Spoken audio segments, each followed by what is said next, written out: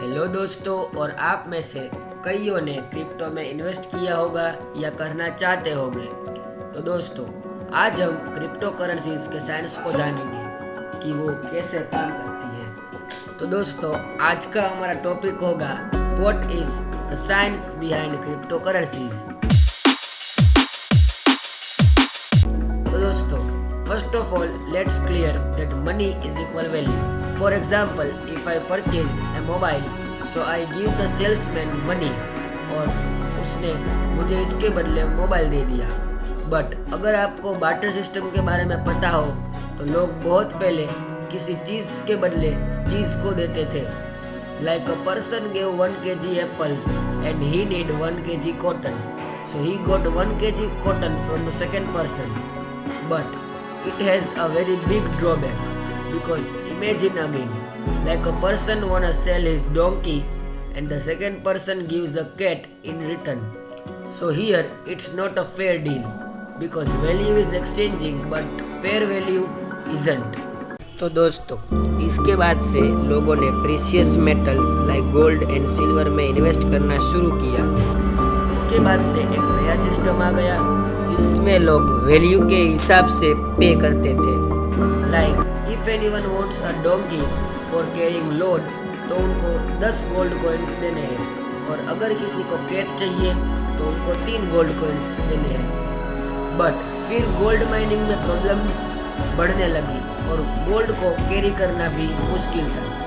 तो इसलिए गवर्नमेंट ने कहा कि लोग उनका गोल्ड गवर्नमेंट को दे सकती है, और गवर्नमेंट उनको इसके बदले पेपर या रिसिप्ट देगी जो पूरे देश में ट्रेड के लिए यूज़ की जाएगी। पर फिर दोस्तों, पॉपुलेशन के बढ़ने के कारण गवर्नमेंट को ये अंदाज़ा हुआ कि देश में गोल्ड तो लिमिटेड है, तो इतनी रिसिप्ट नहीं छाप सकते, वरना इन्फ्लेशन या हाइपर इन्फ्लेशन बढ़ सकता है। दोस्तों, उसके बाद आज हम करेंसी नोट्स का यूज़ करते हैं फॉर बाइंग थिंग्स, और फिर धीरे धीरे टाइम बीतता गया और डिजिटल करेंसी बढ़ने लगी। जैसे आज हम ऑनलाइन पेमेंट्स का इस्तेमाल करते हैं, पर इसमें ये चेक करना ज़रूरी है कि एक पर्सन के अकाउंट से पैसा कटे तो दूसरे के अकाउंट में आ जाना चाहिए।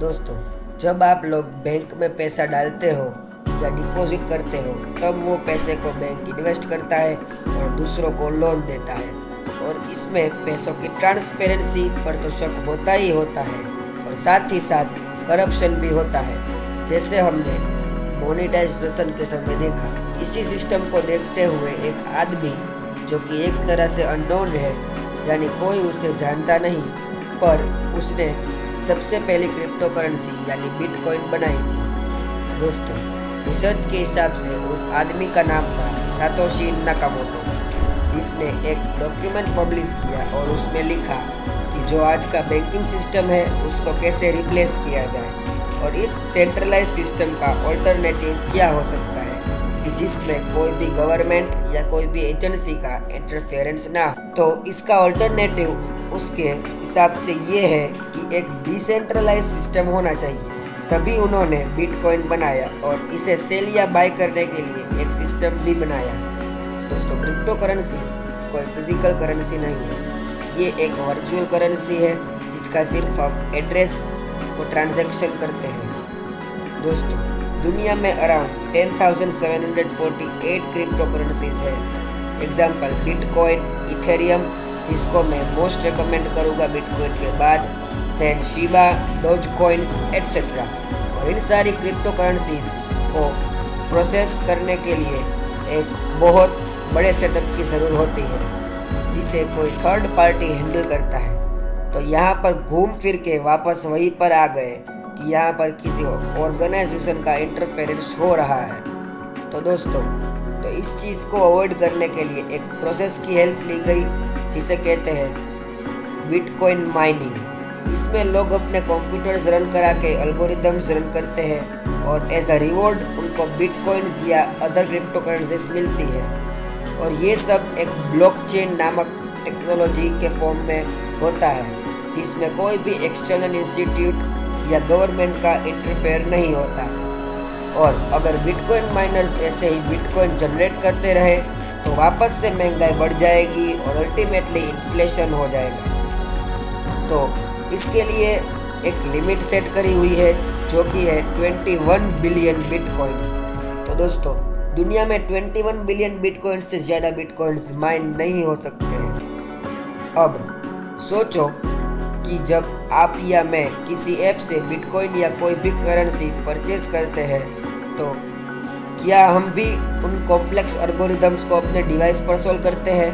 तो इसका जवाब है नहीं, क्योंकि जब आप कोई करेंसी खरीदते हैं जैसे कि इथेरियम या बिटकॉइन, तो दोस्तों इस वर्ल्ड में कई सारी ऐसी जगहें हैं जहाँ पर प्रॉपर नेटवर्क कनेक्शन और क्लाइमेट सूटेबल होता है और वहाँ पर कुछ माइनर्स ने अपने सर्वर्स लगाए हुए होते हैं और वो भी बल्क में।